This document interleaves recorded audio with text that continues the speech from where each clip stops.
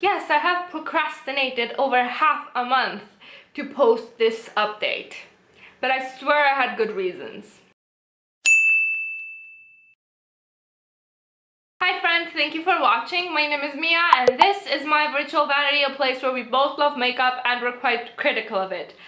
Yeah, I should have posted this beauty budget update a long while ago, but I procrastinated because it's been a hard couple of months, not budget-wise, but emotional-wise.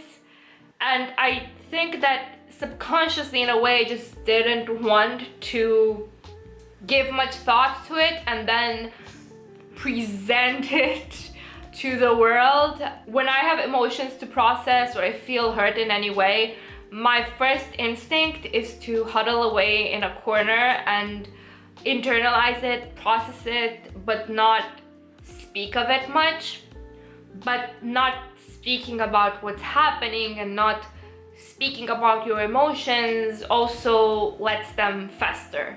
So I was trying to come up with a way to talk about what happened in September in a way that still gave me the privacy that I needed, and while also being open with my emotions and feelings with you guys. And that was hard because I don't enjoy oversharing. I don't enjoy placing emotional burdens on people, but I also need to talk to you guys about what happened to me these past 2 months and how it's affected me, and my budget and my creativity. So without further ado, let's get started with September. October wasn't that bad, but September was a mess.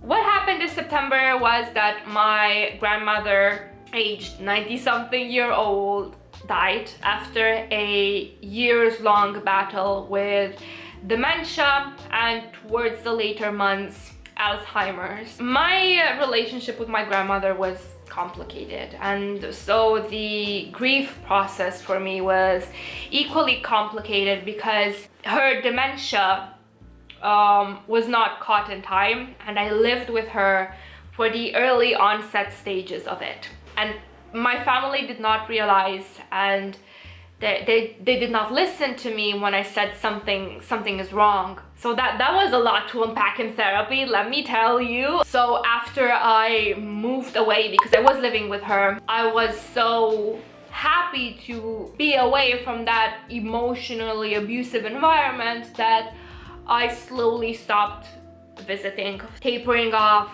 I used to visit every month, then every couple of months, then every 6 months. And you know, with COVID, before my mother called me to say goodbye, I hadn't seen her for, I don't know, more than half a year, 3/4 of a year. So for me it was complicated because I could not, despite therapy, despite thinking about it a lot, despite talking about it with friends, I just could not, I just could not get over the fact that this person that doesn't remember anything that she did to me is honestly on all levels not the same person as you know, the woman that kind of made my teenage years a living hell. I got to say goodbye. My mother kind of felt something in her heart and she called me over and she said, I know that you don't like being in that house, but this is important, you have to come. I don't know how much time she has left. So I got to say goodbye, and then that moment, in her very last moments, it hit me. It hit me, you know, the difference between what happened in my teenage years and what was happening with her now. I had a lot of guilt. I had a lot of hard feelings to go through. And as you can imagine, the last thing that was on my mind in September was being creative and buying makeup, buying clothes, and whatever else. Just something I don't want everyone's pity in the comments. It's just going to make me, I don't know how to reply to that. It's just going to make me feel awkward because I just don't know how to process that. Was very mopey, very depressed the whole month. I took in her cat. this 18-year-old old man that barely tolerates us. He's so sick of our existence, and he's been adapting really well. But for the first 2-3 weeks, that poor cat was just a trigger for all of my feelings regarding what happened with me and her. As you can imagine, I was too busy to think about anything that wasn't me being a bit miserable and guilty over my unusual grieving process, etc. So obviously for September, makeup was the last thing on my mind, and I did not buy anything.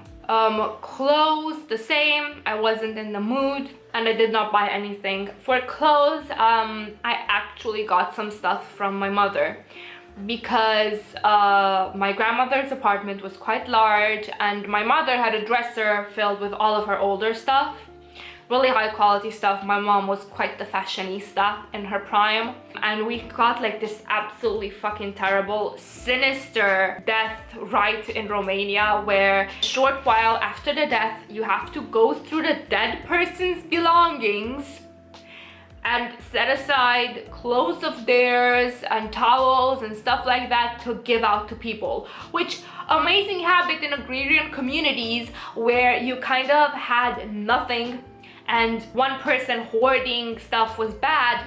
Not so great in modern times when it could very well wait and not emotionally scar the people that are mourning the dead person.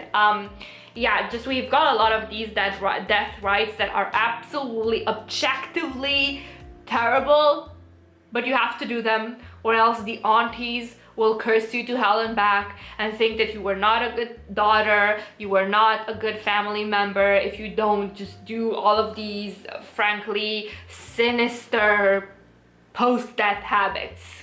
Anyway, disregarding Romanian tradition that I actually have no respect for sometimes, we went through her stuff, and of course we also went through the stuff that my mom had there in storage, and she gave me quite a lot of her things because she was like, they're not gonna fit me anymore, you might as well take them. So that was my haul for September.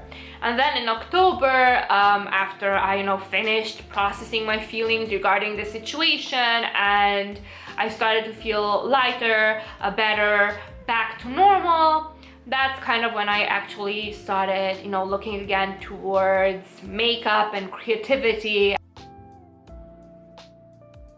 Brand that I had kept seeing on my feed was Bernovich, which is a Belarusian brand. And I was looking into European brands that I could support because with COVID, my interest now lies in supporting the local economy more and small businesses, small entrepreneurs. If it's not Romanian, then at least European. Oh my god, truly my favorite find of the year. Their eyeshadows are pressed stardust, pressed fairy dust. They caused the galaxies and put them in the pans, and they were also relatively cheap too. I got so much eyeshadow and 2 highlighters for 3/4 of the price of an Urban Decay palette for comparisons. Beautiful formulas, beautiful formulas. I just cannot do them justice enough how dimensional and reflective and sparkly they are. I actually can't wait to buy more stuff from them, but I probably will wait until 2021 just so I can actually give the stuff that I bought a bit of use before buying more from them. I really like the formula, and I also like the highlighters. They are colorful highlighters, but subtle enough that they could be worn during daytime too. They're not like crazy Halloween type of highlighters. I also bought the Kiko Extra Sculpt Mascara because my L'Oreal 5 Volume Lash wasn't doing its job really great anymore. And I bought this because Mariam A from YouTube, my friend, you probably heard me talk about her before, she recommended it to me, and it is beautiful. It's actually what I'm wearing on my eyes today. It's lengthening, it's volumizing, it's really light. I really do love this mascara. For clothing, I discovered the wonders of Instagram vintage resellers, aka secondhand resellers. And I have 2 accounts that I just keep perusing, and if you're in Romania, those are Muse Vintage and the muffin wardrobe. I love these because they're very aesthetic, very pleasing, and the clothes that they post kind of fit my style. Got a chiffon silky blouse from Muse that I really enjoy. It makes me feel like a poet, a woman of the arts, a mysterious stranger walking the edges of the forest at dawn, waiting to be inspired like the great troubadours before her. I also got a 100% pure wool sweater in great condition, and it's so warm. It's oversized, it's a beautiful camel color, and I love using it as layering because it's starting to get colder now. I also got a suede jacket that on her, because she's a bit thinner than me, on her the shoulder pads are kind of droopy. On me the shoulder pads are full-on shoulder pads. It makes me feel like Captain Marvel. I'm just ready to kick ass in that jacket. I absolutely love it. It's not the weather for it right now, but I love it. And all three I got from Muse. And from the muffin wardrobe, I got a suede or suede-like material blazer that again fits really well, beautiful camel color. If I will have enough confidence and lack of body dysmorphia, you will probably be seeing videos of it. If not, just pictures here on the screen. Sorry, not sorry, just my brain makes the rules, not me. Moving forwards, what I want to do with this beauty budget, right? Because I want to focus more on being more selective, on being more streamlined, of being more intentional with my purchases. I feel this 2020 budget was a great step towards the right direction, but I could push it forward more in 2021. So for those that were asking me, are you still keeping up a budget in 2021? Yes, absolutely. The rules will be changing slightly.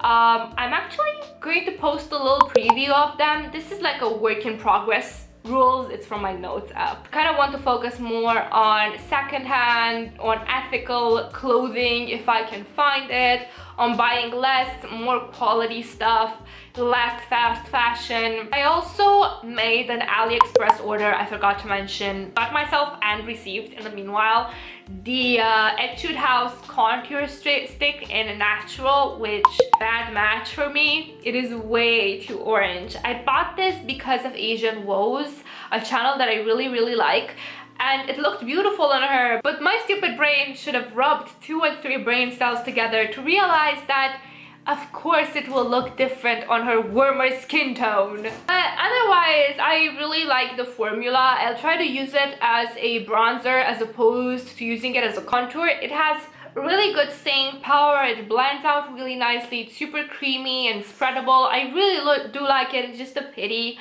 that I did not pick the right shade for me. I also got 2 Etude House cookie blushers because they were on sale, and I really liked the lavender chiffon cake one that I got. I really like this formula. It's so airy, so light, so pastel. It blends so nicely, but all things considered, I'm putting a blush ban on myself for at least 3 to 4 months because I kept buying blush this year and I'm not wearing it nearly enough, and I need to fucking chill. I'll try to post the November beauty budget update really soon. One more thing that I want to change in 2021 is to actually be more consistent with how I upload these updates and how often I do them, because while I do make notes, some on-the-spot thoughts do leave me. If I'm waiting, literally 2 months to update what I did, that's my bad. That's on me. I find myself less and less interested in newer releases and more focusing on what I have on my wish list, what stayed on my wish list because I keep culling that thing non-stop, kind of focusing on older releases that I still want. I feel that nowadays absolutely everything bores me. Even the stuff that I don't include in my anti-hauls, like I objectively realize that they're okay releases, but I kind of, meh. Like everything is just meh. And I don't know if it's just a creative lull that I'm in or if I'm just really sick of the pace that the industry is running at, and if I'm maybe just a little bit sad that I don't get to wear as much makeup as I did before. Still do looks for Instagram, but it's not the same. It's just simply not the same. Because for Instagram, I mostly do my eyes, I don't do a full face. and I don't wear full face in the house because it has been nice to reconnect with my bare face.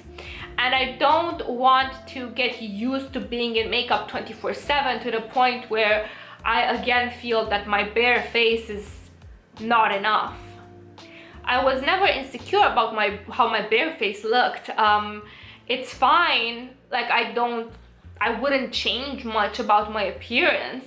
It's rather the fact that I always felt that my bare face did not match the personality and the sparkle that I felt that I needed to put out to the world. And makeup really helped me show that I am a creative person, that I love color, blah blah blah blah blah. You've probably heard this 100 times. It was an avenue for creativity. And now that I go barefaced in the house all of the time, I'm like, yeah, this is enough. This is fine.